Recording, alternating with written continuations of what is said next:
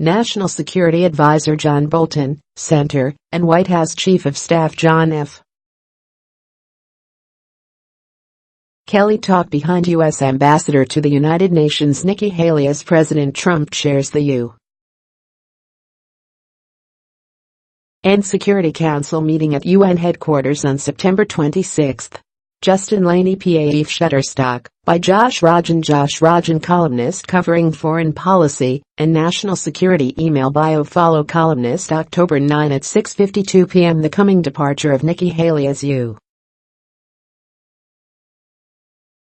Ambassador to the United Nations has sparked a new round of competition inside the top ranks of the Trump administration, a contest not just for a job, but also for greater influencing control over the direction of U.S. foreign policy in the second half of President Trump's first term. On Tuesday, Haley seemed to pull off what few senior Trump administration officials so far have been able to achieve: an honorable exit. How she did it could be a model for others looking to leave the Trump team with their dignity and political viability intact.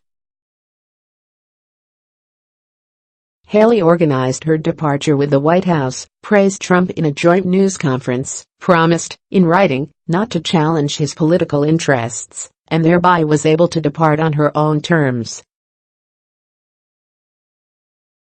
Defense Secretary Jim Mattis must be taking copious notes. By orchestrating her exit as she did, Haley avoided the humiliation Trump heaped on Rex Tillerson, fired while sitting on the toilet in Africa.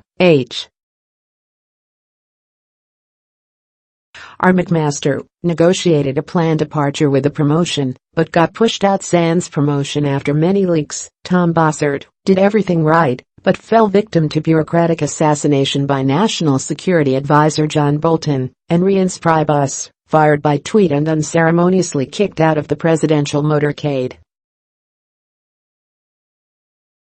But now the internal battle to replace Haley is on, and its result will tell us who has the upper hand in crafting foreign policy in what could be the last 2 years of the Trump administration.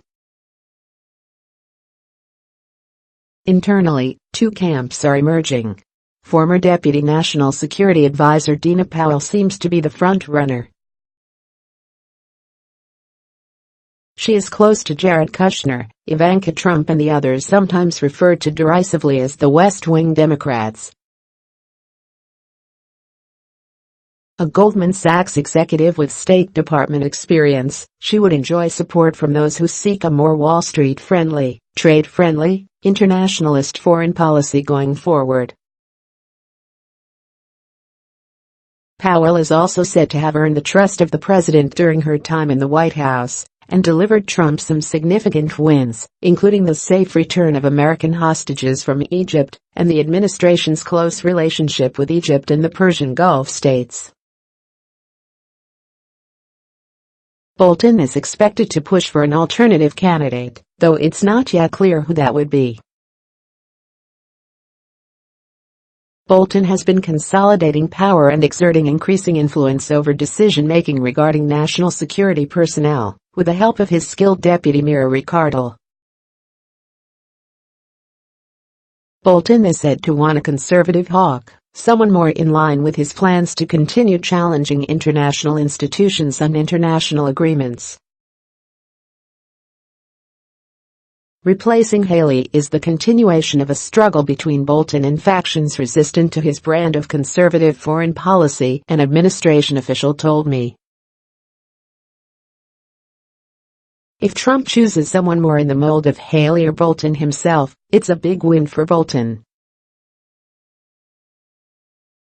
Someone like Dina Powell means other forces are reasserting their control of personnel for the next 2 years. Speculation around Bolton's potential candidate centers on U.S. Ambassador to Germany Richard Grenell, a favorite of pro-Trump pundits who have already begun their public lobbying campaign.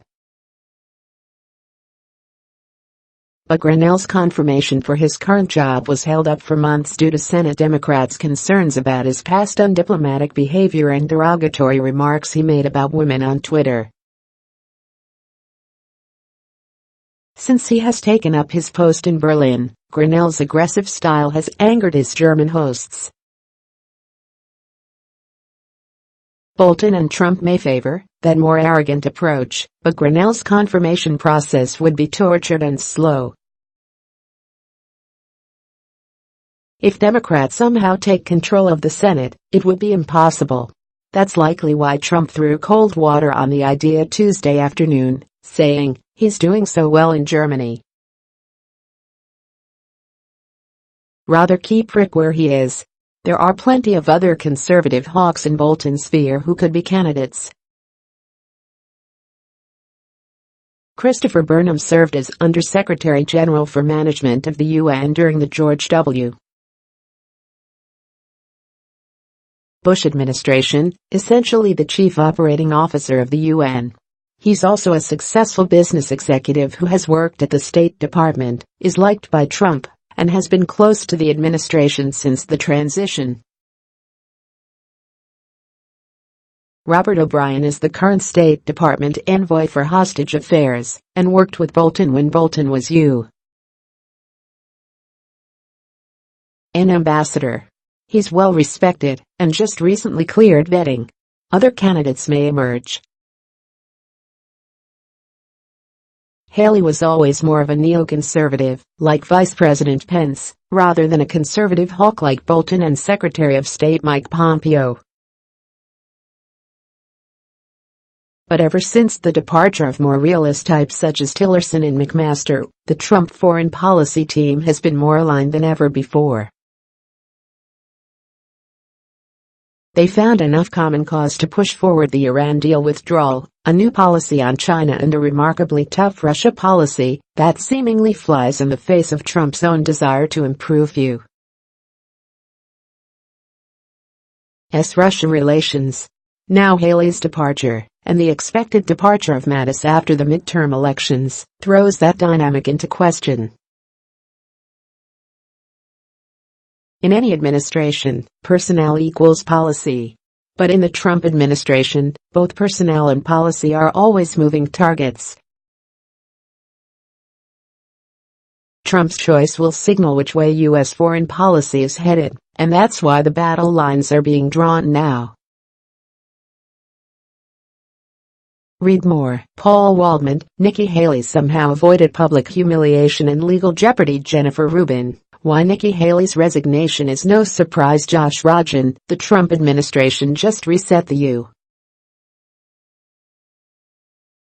U.S.-China relationship. Robert Kagan. Welcome to the jungle. Josh Rajan. Trump's new foreign policy team is looking a lot more Republican.